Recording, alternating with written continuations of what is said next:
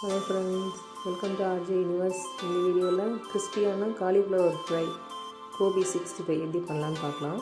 First காலிஃப்ளவரை பொடிப்பொடியாக நறுக்கி வச்சுக்கோங்க. தண்ணியில் போட்டு வாஷ் பண்ணி எடுத்து வச்சுக்கோங்க. ஒரு பாத்திரத்தில் காலிஃப்ளவர், கொஞ்சம் மஞ்சத்தூள், உப்பு இதெல்லாம் போட்டு ஒரு 10 நிமிஷம் நல்லா வேக வைங்க.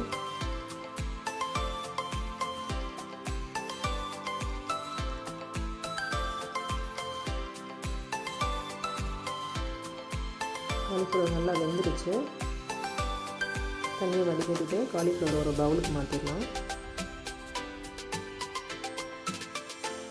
இப்போ இந்த டிஷ்ஷுக்கு தேவையான மசாலா: மஞ்சத்தூள், மிளகாய்த்தூள், கரம் மசாலா, மல்லித்தூள், சீரகம், மிளகு பவுடர், தேவையான அளவு உப்பு இதெல்லாம் போட்டு நல்லா மிக்ஸ் பண்ணுங்கள்.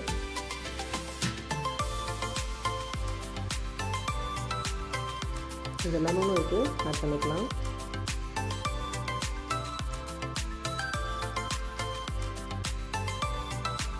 இஞ்சி பூண்டு பேஸ்ட் ஆட் பண்ணி நல்லா மிக்ஸ் பண்ணுங்கள். ஒரு பவுலில் கடலை மாவு, அரிசி மாவு 2 சம அளவு எடுத்துக்கோங்க. அதுக்கப்புறம் 2 முட்டையை ஆட் பண்ணுங்கள். நீங்கள் ஒரு முட்டை கூட சேர்த்துக்கலாம். இந்த காலிஃப்ளவர் நான் ஒரு பெரிய பூ எடுத்துக்கிறதுனால 2 முட்டை நான் சேர்க்குறேன். இதை நல்லா பீட் பண்ணுங்கள். இந்த முட்டை கடலை மாவு ஒரு பேட்டர் மாதிரி ரெடி ஆகணும். அதனால் நல்லா பீட் பண்ணுங்கள். இது கூட ஆட் பண்ணிடலாம். இந்த பேட்டர் காலிஃப்ளவர் மிக்சரை நல்லா மிக்ஸ் பண்ணுங்கள். ஒரு 10 நிமிஷம் அப்படியே வச்சுருங்க, நல்லா ஊறட்டும்.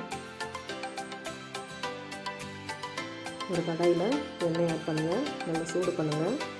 ஆல்ரெடி நம்ம பேட்டர்லாம் மிக்ஸ் பண்ணி வச்சுருக்கோம் காலிஃப்ளவர், அதை எடுத்து இது கூட ஆட் பண்ணுங்கள். மீடியம் ஃப்ளேம்லேயே குக் பண்ணுங்கள். நல்லா கிண்டி விடுங்க. கிறிஸ்பியாக வர வரைக்கும், ப்ரௌன் கலர் வர வரைக்கும் நல்லா குக் பண்ணுங்கள். நல்லா ஃப்ரை ஆகிடுச்சு.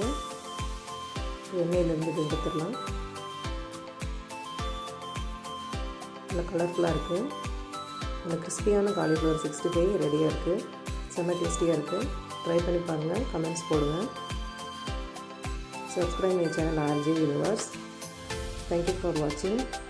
Thank you.